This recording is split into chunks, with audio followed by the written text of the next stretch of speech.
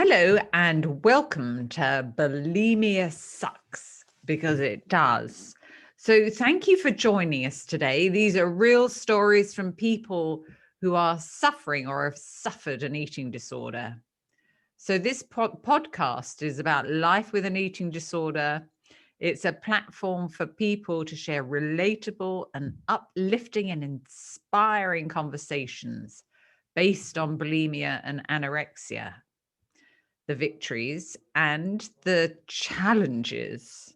So episodes will include their personal stories of where they are now and their difficult journeys and their steps taken into recovering from their eating disorder. So our guest today is Jetty. So Jetty is a speaker and a model and a wellness advocate.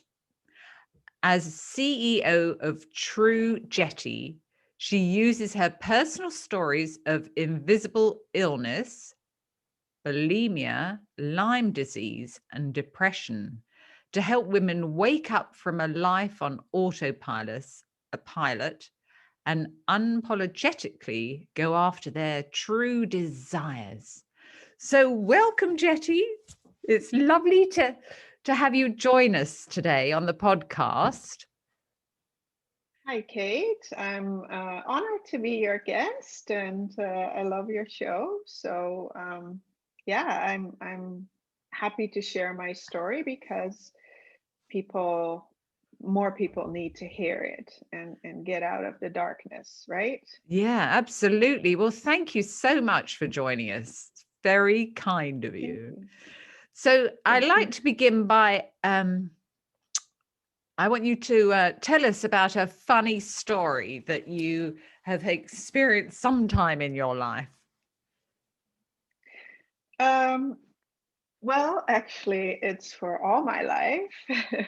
Right. But when I really get into laughing mode, which of course is a good thing, I really pee my pants. And it actually has nothing to do with aging because I did it as a child. I had one really good friend and from kindergarten, and she still is my friend. And she lives in the Netherlands, which is where I grew up.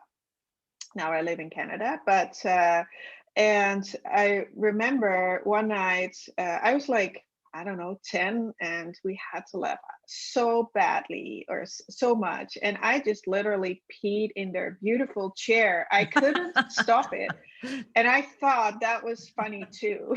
I thought I was the funniest person, and of course they didn't. I mean, yeah, it's kind of embarrassing too, right? I have a weird sense of humor sometimes, but anyways, she still likes to be my friend, and of course her parents weren't happy, but they were very easygoing and laid back. And um, same happened on a girls' trip to Vegas a few years ago, and we were almost at our room, and we were laughing the whole day, and Excellent. I had to stop, and I couldn't. Well, it wasn't as bad as in the chair, but I still peed my pants a little bit. We were just having so much fun, and yeah, that's my funny story. I have a weird sense of humor, and I'm okay with that. Oh, I love it. I love it. Oh, dearie me. So we better not make you laugh too much here. Exactly. Yeah. Better not. So Jetty, so tell us about your experience with bulimia. How old were you when it started, and how long did it Um, go on for? well, it started when I was 18 in my final year of high school in the Netherlands, preparing to go to law school in Amsterdam. And but quite honestly, it started at 16 when I started dieting. When society had made me feel that my hips were too big, and uh, But I already started to seek comfort in food at the age of 8. Then I figured out that food gave me like warmth, and it was just the substitution of all the things that I was missing in life. Okay. But at 16, I started dieting, and I figured out that hey, I look better when I'm slimmer, or that's what I thought. And then at 18, I figured out a way. Hey, I can everything I want, and I can just get rid of it. And I did that through vomiting and laxatives.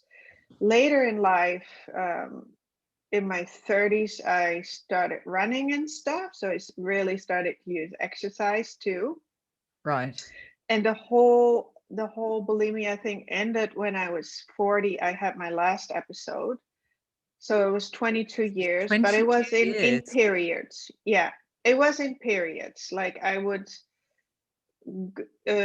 stressful periods would really trigger it. And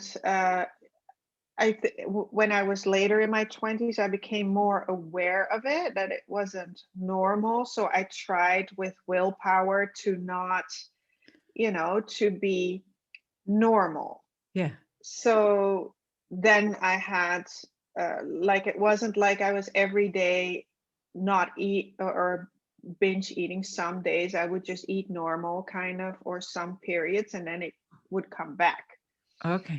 And at 37, both my parents passed away, and that really, then I really realized that something wasn't normal, that it wasn't only willpower and being good with food, or then I realized that it was something deeper. And of course I was I was grieving as well. So but that started my journey on recovery, that I started to look for professional help and programs. And then at 40 I was bulimia free. Actually, when I started the therapy, I did different things, but that I was periods free. But at 40, I was doing an Ironman, and I had a coach that wanted me to eat paleo and a certain amount of food, and I was so freaking hungry. Like, What did he want you to eat? paleo diet. Oh, never heard of it. Oh. The So what is that? I have heard of it. I can't remember what it is. It's just all really natural, like all meats and veggies, and no, not a lot of starches, and no dairy, and no sugar, and no uh yeah, no gluten, apparently. Yeah, I think, yeah, very, very strict, yeah, I mean, all good if you are eating paleo, but someone with an eating disorder history can't, like, Yeah. I need to have my ice cream sometimes, I drink Yeah. wine, I eat chocolates. I just need balance. But so that's in a nutshell my bulimia. But then from 40 to 46, I still suffered sometimes with, the urge to binge eat. Right. And now I'm in a pretty good spot. But it's always like it's with alcohol addicts, right? If they can never touch alcohol again. And we have to eat food. So it's just extra hard. Mm. So it's always kind of an awareness in my head, right? Around just being aware of, yeah, recognizing, okay, why do I want food now? Yeah. Yeah. So what out of the help that you had, what was the most beneficial? um, there was one local program here. I live in Alberta, Canada, Yeah. and that was in Red Deer, Central Alberta, and it was from the health unit, so from government institution. And I met a psychologist there. Well, I had a nutrition coach because I was athletic, and she helped me with my running, and she had bulimia too, had bulimia. So it felt just very good. And she referred me to this particular psychologist, and well, there were helpful things and not helpful things, but one thing that really stood out was that for the first time, I connected with my inner child, with my little me, and it was something I had wanted to say to my mother or something. And yeah, I still remember it. That was the first. Yeah, that was a big one, and I never heard anything about inner child. And then I did I learned about codependency, you know, and people pleasing and all that stuff. And Yeah.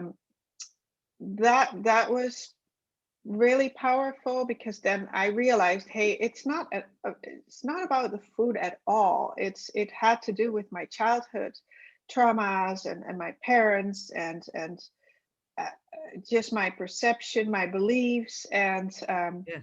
I think the one thing that really helped me was emotional freedom technique tapping, and I still do that. I even want my teenage boys to do it. So You for know, the I for the find that really listeners, powerful. Yeah, sorry, Jetty. So for the listeners, Jetty's talking about emotional freedom technique. So it's also known as the tapping technique, isn't it? yeah, So yeah, it's yeah, tapping on a yeah, routine of points while thinking about yeah, any negative feeling that you have, and you can reduce that feeling down.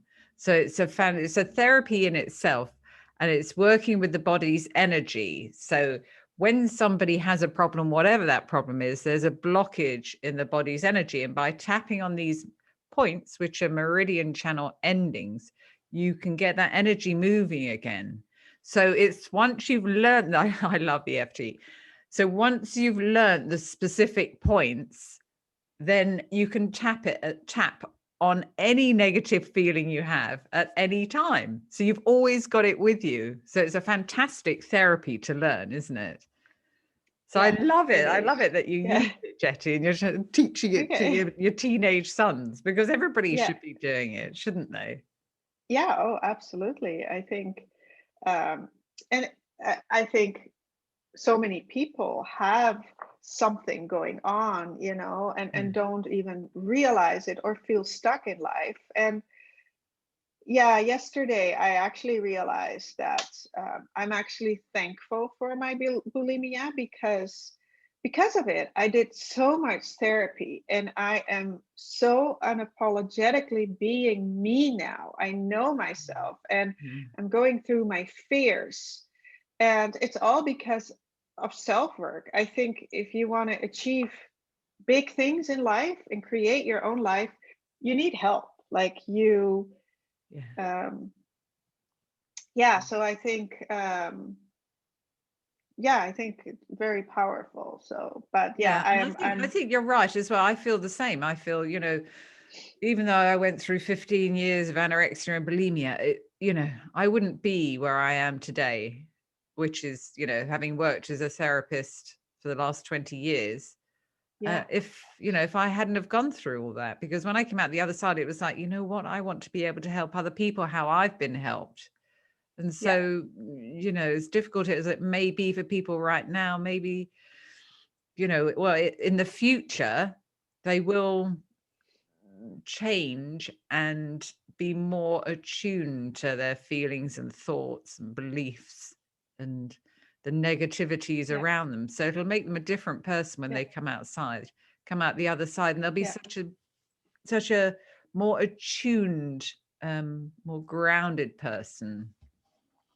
yeah. I totally agree with that. Yeah. Yeah. Sorry. Anyway, carry on. Where? So, yeah. So, what are you doing now, Jetty? You mean for self-help With regards, or? so the one of the main therapies you said was the EFT, the emotional Yeah. freedom technique.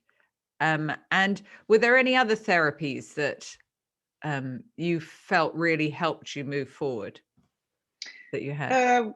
Well, that was more the codependency. I did a course, how to master master your life, creating life, like with energies and vibes, and getting rid of old beliefs. And I watched a lot of her free YouTube videos, and it's all about narcissism and codependency. And Who I is this? read her book, Who is it? What's her name? Sorry. Lisa A. Romano. Okay. And you can find her on Instagram too. And she has some good programs too. And that's where I learned about all that stuff. And I read her book, The Road Back to Me, I think it was called. And I just so resonated with, I mean, her story was different than mine, but it so resonated.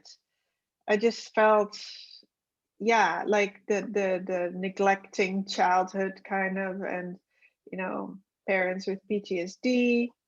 I don't think her parents had, but I just that and it just felt so so real to me, and it just really, yeah, really connected with me. And so that's what I did. Yeah, mastering your life in the universe or something, creating the life that you want. And it's a very good program.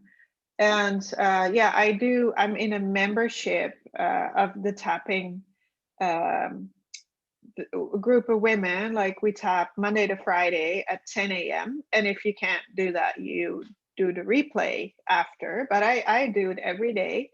And I've done some one-on-one work with her too, to go deeper into the inner child, and deeper in other periods of my life, yeah. So I still do that. I sometimes journal. I really have strong boundaries. I don't let toxic people in my life anymore. Yeah. I really have blinders on, because I have big goals and big visions, and I don't want anybody to put me down or make me feel small. I can't. Then I'd rather don't have you in my life. I'm sorry that sounds Yeah. then selfish, but it's. Well, I no, just why have would to you want them in your protect life? myself. Well, exactly. Yeah. Yeah. Oh yeah. So that's amazing. I love it. So when you think back to before your bulimia started, and if you could tell that young you back then some words of wisdom, say, what would you say to yourself? That's a really hard question. Yeah. Good question, but I would say to myself, and I think I have actually said that to my younger version, you're safe now. Everything will turn out right. You always meet the right people that you need, and your life will turn out great. Exactly the way you want it, and don't worry too much.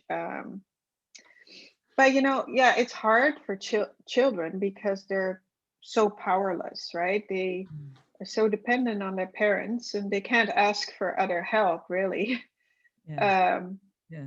and yeah, I don't know. I literally did embrace the inner child in my heart, and she's a part of me, and I give her hugs some days.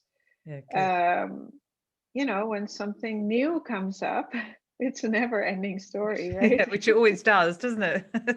Yeah, it I've does. sorted that problem. Oh, here's another one. Yeah. So what advice would you give to somebody that's going through that horrific experience with bulimia? Number one, ask for help. I've had people say, I've known people that said, oh, asking for help is weak. I'm strong. I can do things on my own. But that's not true. When you ask for help, that's when you're strong, because then you're ready to to face the problem. And that's really the number one thing, is ask for help. Tell, if you can't pay for someone, tell someone, tell a friend, or someone that you trust, and then maybe even find a solution together. But nowadays, with the social media and stuff, it always gets a bad rep, but for me it worked out great. And there is so many free stuff to find on YouTube too. But you have to choose your things, of course. But there's so many So did you, resources. is that what you did? Who did you choose to tell? Who was the first person that you spoke to about your? Oh, it was my husband. I've been married for almost 24 years this summer, and he's an amazing guy. And I still wonder, how did I attract him? You know? But I did attract good things in my life, beside the bulimia, which, like I said before, I'm grateful for it now. It's part of my path. It's part of my life. But I told my husband, in my mid 20s, but of course he didn't know how to help me. There wasn't much known also. I think that time maybe Diana came. It That was a would little be bit the later. It same was time that before. I had it, yeah. And there was no Yeah, help out there. You know, no, there there wasn't. was hardly So, any books, and right. it was only when Diana started talking about it that Yeah, people were, opened up a little about it. yeah, a little. It was then still slow. But yeah, he was the first one. And then I think, when I was 37, or 36, I was doing triathlons then, and I told a coach then, I had become really skinny, and I was racing triathlons, and then at some point I couldn't take it anymore, and I told him, and his wife was my friend. So that was the first time I kind of opened up about it a little bit, and then my parents passed away. So then I was ready to talk about it. Right. But I always grew up in my family with, if you're looking for help from professionals, there was a lot of shame around it. Something happened in my childhood too, and then I had to see someone from the government, a worker, social worker or something, I think you call it. And I saw that person once, and there was so much shame around it. My mother said, "Oh, well, let's go for ice cream instead of the help, if you don't want to do it, because yeah, you probably don't need help." So there was so much shame for It was very me. much, it was very, absolutely. I can totally relate to that. I remember when my mother finally dragged me to the GP, and the GP, he said, well, why do you make yourself sick? And I Yeah. remember looking at him and go, what? Well, if I knew the answer to Yeah. that. And then he sent me to a psychiatrist. And back in the 80s, going to see a psychiatrist, for me, and for a lot of people, it was as if I was, really very mentally unstable Yeah. Yeah. to go and see a psychiatrist. There was a big Yeah. label on that. And I didn't Yeah. tell anyone. I was so ashamed. Yeah. Yeah. I felt the same, and it was weak, and I Yeah. yeah, I would rather eat than see someone, like, yeah. And I mean, we both show that it's the opposite, right? And I teach my kids now too, my boys, uh that the last year was hard, and a COVID year, right? And I both hired them a psychologist online to vent, because I think all human beings need that. Absolutely. I think everybody Yeah. should be in therapy. We always have So these, for them, yeah, I want to make it accessible, as yeah. what a luxury it is, right? You should be thankful to get help. Yeah, And yeah, it's always good. Like, I think you always should have at some point, like, you have to have somebody coaching you and help you grow again. I think that's yeah. very powerful. Yeah. Yeah. And I think, learning for us was when particularly for me, when we were younger, nobody ever talked about their feelings or what thoughts they were having. That was never talked about. And, No. even today, people aren't taught to express and talk about their feelings. And Yeah. and it's something that we all need to learn to do. And Yeah. it's not something they actually teach you ever anywhere, Mhm. really. You should teach it in schools, actually. Mm. How to, like, you have to honor your feelings and honor your anger and all these things tell a lot. And that, and we should be taught about self-love first, because if you don't love yourself, um, yeah, if you love yourself and protect yourself and take steps for yourself, you're a better person, and your environment gets better too.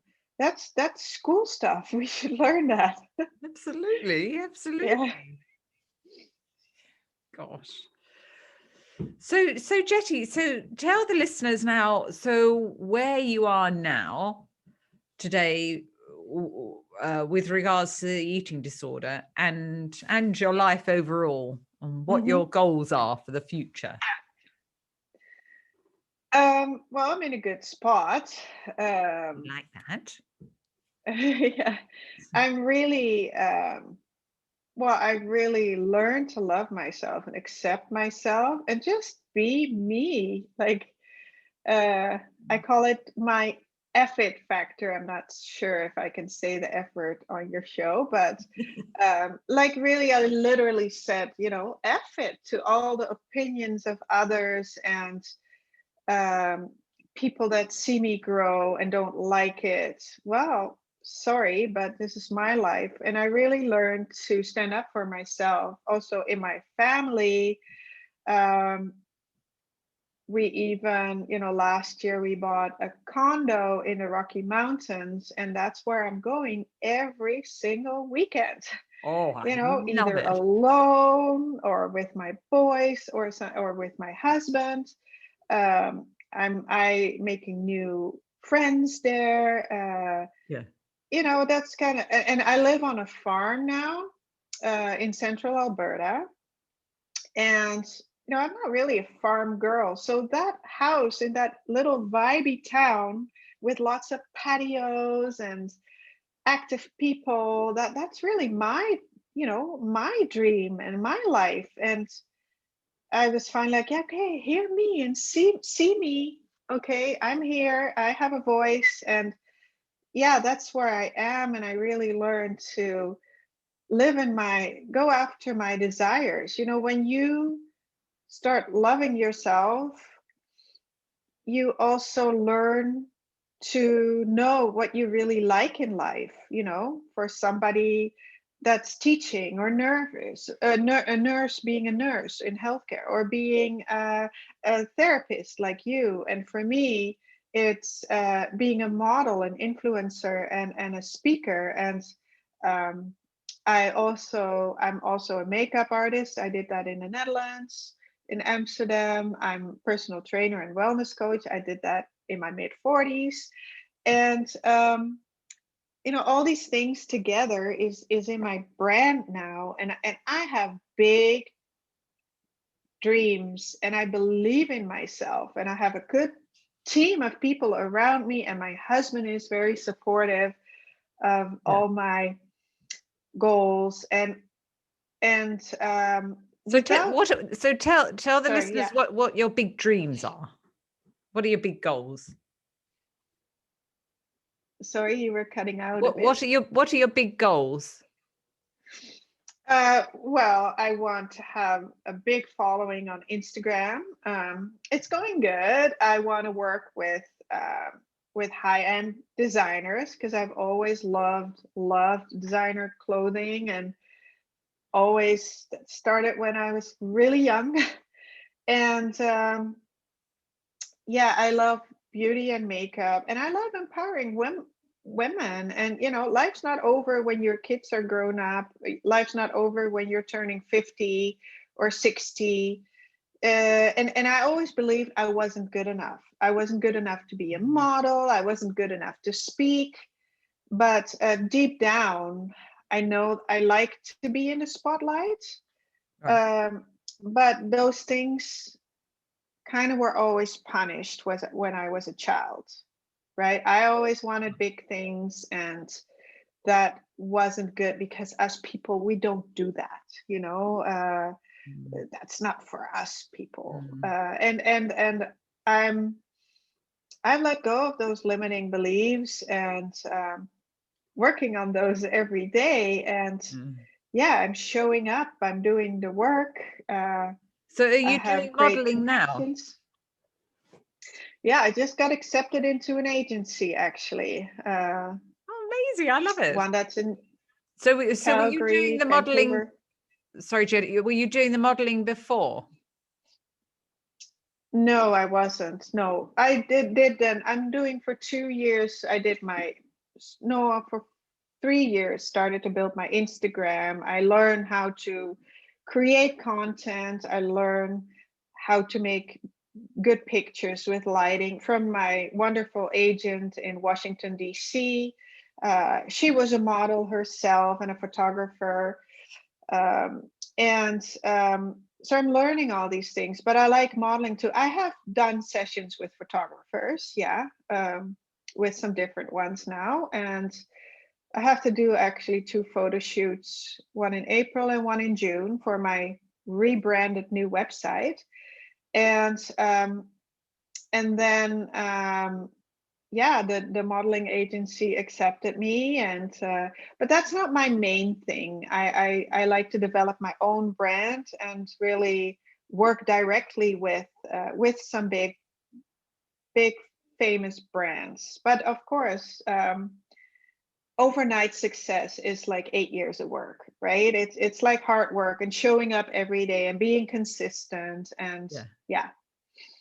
Yeah. Yeah, so yeah, things are going well. And right now I'm also applying to be on Sephora influencer team. So Okay.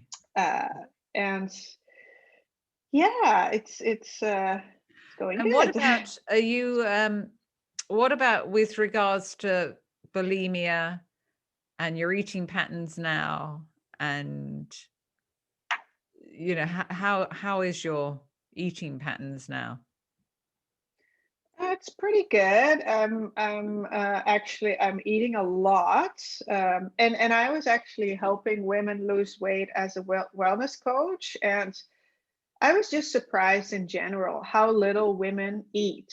Like, and yeah, I still love food and I Mhm. enjoy it, and I enjoy my wine when I'm in the mountains, and my fries, and um, mostly I would say I eat like healthy 5 days a week or 4 days, and then I have treats, Yeah. and and usually I dine out one night a week and I have whatever I want. And yeah, it's going good. But it's always like like you go to the gym, and once you stop, your muscles start to your body start to change. And I feel that that's with the healing journey and setting boundaries for yourself and awareness around food. It's the same thing. It's um you know it's important to keep on going, like doing something that resonates with you, whether it's journaling or meditation. I listen to affirmations every night. I love it, and then I doze off into a deep sleep. uh you know I do a lot of things because I enjoy it, and it just makes me strong, and I Yeah. am rising up in life and doing, Love it. I'm breaking through my fears. And um so it's yeah, I'm in a good spot. But I think that I always have to be a little bit aware of, being tired, being exhausted is a trigger Right. uh for me. And so I have to say to myself, okay, I have to take a nap now because Yeah. otherwise you'll end up eating. And now I'm to the point that, I can stop and just say, okay, enough. Because sometimes you just eat too much, right? Or you're distracted, or so I feel that for me, it's always kind of an awareness around it, and I'm okay with that. I'm Yeah. totally okay with that. Yeah. I love the fact that you can now stop eating Yeah, yeah, and tuning yeah, into, okay, well, yeah, I may have eaten a bit more, but I'm okay now. I can stop. yeah, Yeah, that's yeah. incredible. So how do you do that?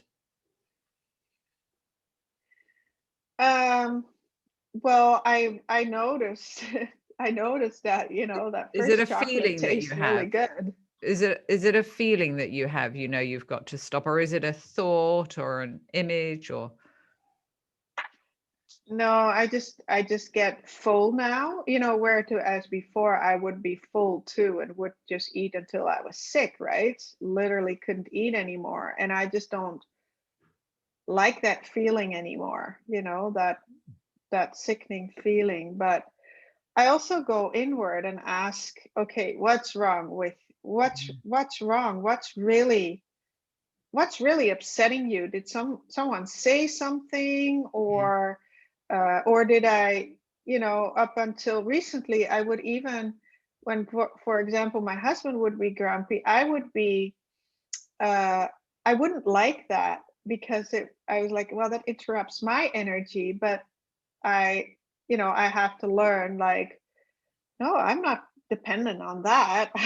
F it. yeah, It's my energy and my mood.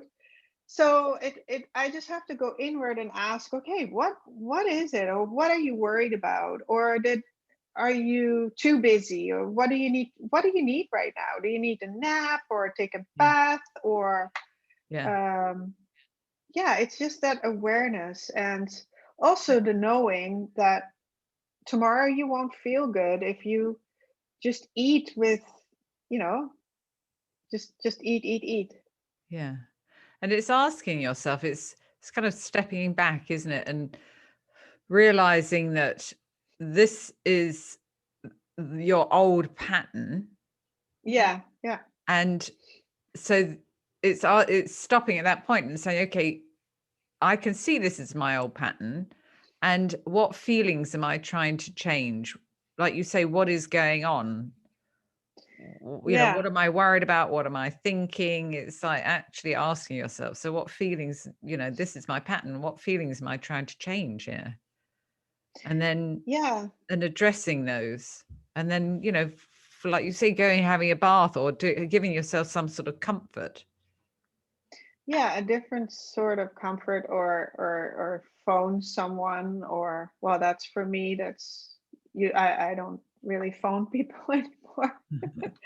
But like, I don't know, oftentimes too, it's like a reaction to how I would react as a child. Like, I Mm, think that's why inner child work is so important. You really have to heal that, or yeah. um every situation in your life. Like, for example, yesterday I was really tired and overwhelmed, kind of, things piling up on my plate. And I think that, when I talked with my husband last night, and I was like, I think that in my 30s, my kids were little and we just lived here. He was busy with the farm. We had no working team or anything. And I was feeling overwhelmed then a lot. I was exercising a lot. And I think I related that feeling to that time in my 30s, when I was overwhelmed and burned out with little kids. I mean, who isn't, right? If you're Yeah. trying to be the perfect mom. So I really discovered that link yesterday. And then I have to tell, So not what was the everything has link to be there? done today. What was the link? To my 30s, Oh, so it was that back it to when was you were just a, 30 and that overwhelmed feeling. yeah, the overwhelmed feeling. and Ah, and now telling to my talking to myself, like, okay, Yeah, I'm overwhelmed, but not everything has to be done in one day, and I don't have to be perfect, and I can also ask for help in my family, and that I'm not that person anymore, Yeah. and yeah, that was a little awakening moment yesterday. Yeah. So I Yeah. was again thankful for that exhaustion, Yeah. you know. Yeah. Yeah. And because you're that if you're in that situation again, then you'll recognize it quicker, won't you? Then it goes way quicker, and you can turn around yourself and really tune into, okay, what do I need, and I think as women too, we have so much masculine energy, which means that we always need to be doing something, working, and our real feminine energy, which is like more rest and calm in life, what we women used to be, we've lost that in this society. Mm. And some days, well, I think some days I just am like, okay, I'm not going to do anything today because I need a break. Yeah. And Yeah. recognizing that is so powerful. Yeah. Yeah. Oh, well, Jetty, thank you so much for sharing your story and explaining where you are now. So how can people find you? How can they um connect with you? yeah, best way is through Instagram. And I think you post the links before, but it's Trujetty, Trujetty, Right. and I'm always telling my truth. I have no filters. I'm unfiltered. I talk about everything. And I also have an email list. I email my audience like once or twice a month. I'm not overloading with emails, but I tell my stories, share stories, or whatever comes up, or something of makeup or beauty related or fashion related, or yeah, or I talk about tapping or whatever I want to share. I share through my email list. So those are two ways, and my website can be reached as well through yeti.com. Okay. It's not completely finished yet, but it is live. It's rebranded totally with my new career and everything. So Yeah. So excellent. Okay. So and I will be posting the links to your okay, website yeah, and Instagram and um at the bottom of the recording. So yeah. well, thank you, Jetty, so much for joining us today. And it was great to have you on. Yeah, thank you so much for being a guest on your show and for interviewing me. And Yeah. yeah, No, I'm so thank you happy so to share my much. story. Thank Thank you. you. So, well, that's all for today, for our today's episode of Bulimia Sucks. So, thank you to everybody for listening and joining both of us here today. And join us again on the next episode of Bulimia Sucks. And make sure that you subscribe to the podcast on iTunes so you never miss an episode. Plus, if you haven't already heard about it, check out my book, Bulimia Sucks, which is on Amazon, to learn many different techniques to help you to begin to break those negative behavior patterns. Um, and thank you for listening to Jetty and I. And before you go, show us some love for your favorite podcast by leaving a review on Apple Podcasts. So thank you very much, Jetty, and I look forward to speaking to you all again really soon.